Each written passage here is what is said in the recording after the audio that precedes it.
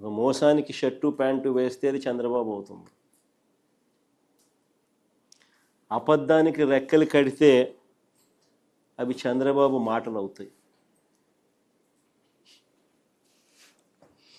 ఈ బడ్జెట్లో కూడా అవే పచ్చి అబద్ధాలు, తప్పుడు లెక్కలు, లేని గొప్పలు, చంద్రబాబు భజన ఈ బడ్జెట్లో ఇవే కనిపిస్తాయి.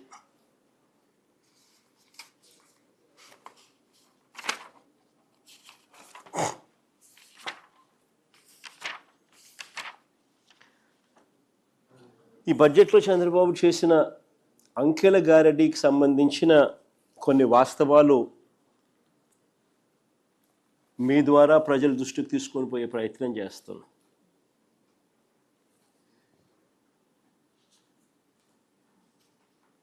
రాష్ట్ర ప్రగతి గురించి, ఆర్థిక వ్యవస్థ గురించి చంద్రబాబు మాటలేమో కోటలు దాటుతూ ఉంటాయి, కానీ వాస్తవ లెక్కలు చూస్తే మాత్రం అవి గడప కూడా దాటని పరిస్థితులే కనిపిస్తాయి.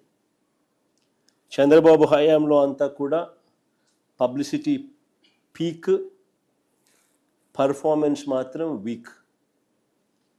ఇది స్టాండర్డ్ చంద్రబాబు గారి పాలనలో మనకు కనిపిస్తూ ఉన్న సత్యం. 2024-25 రాష్ట్ర ఆర్థిక వృద్ధి అంటే జిఎస్డిపి వృద్ధి రేటు 11.75% చంద్రబాబు నాయుడు గారు చెప్పుకొస్తారు.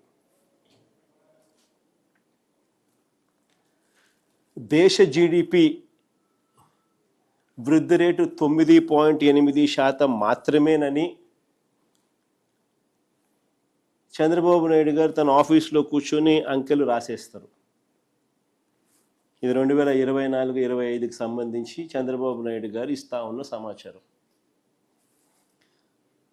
సిమిలర్లీ అంతేకాదు 2025-26కు సంబంధించి రాష్ట్రంలో జిఎస్డిపి గ్రోత్ రేటు 10.75% గ్రోత్గా గొప్పలు చెప్పుకుంటారు.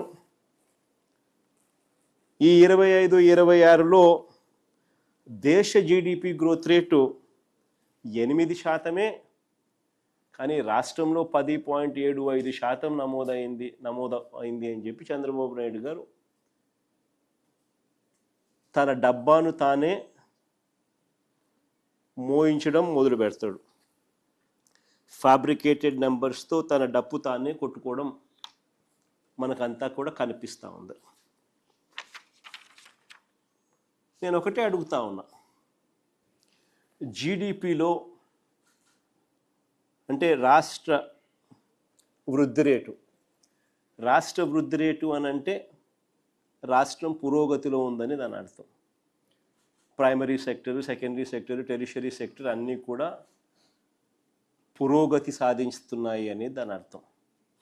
అంటే వ్యవసాయము, మ్యానుఫ్యాక్చరింగు, సర్వీసెస్ సెక్టరు అన్ని సెక్టర్సు వేగంగా పరిగెత్తా ఉన్నాయని దాని అర్థం. మరి చంద్రబాబు చెప్పిన ఈ లెక్కలే నిజమైతే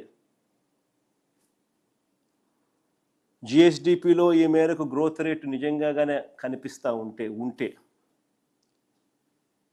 దట్ షుడ్ ట్రాన్స్లేట్ ఇంటూ ప్రజల తలసరి ఆదాయం కూడా ఇదే రీతిలో నిజంగా పెరిగి ఉండాలి కదా.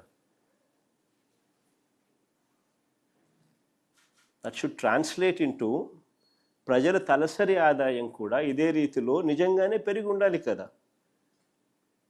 ఆ తలసరి ఆదాయం నిజంగానే ప్రజలకు ఆదాయాలు నిజంగానే పెరిగి ఉంటే తద్వారా వాళ్ళ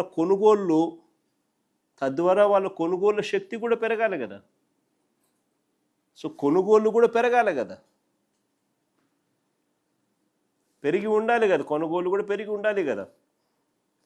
తద్వారా ప్రభుత్వానికి వచ్చే ఆదాయాలు ట్యాక్స్ రెవెన్యూస్ కూడా పెరిగి ఉండాలి కదా. అంతా కనెక్టెడే కదా.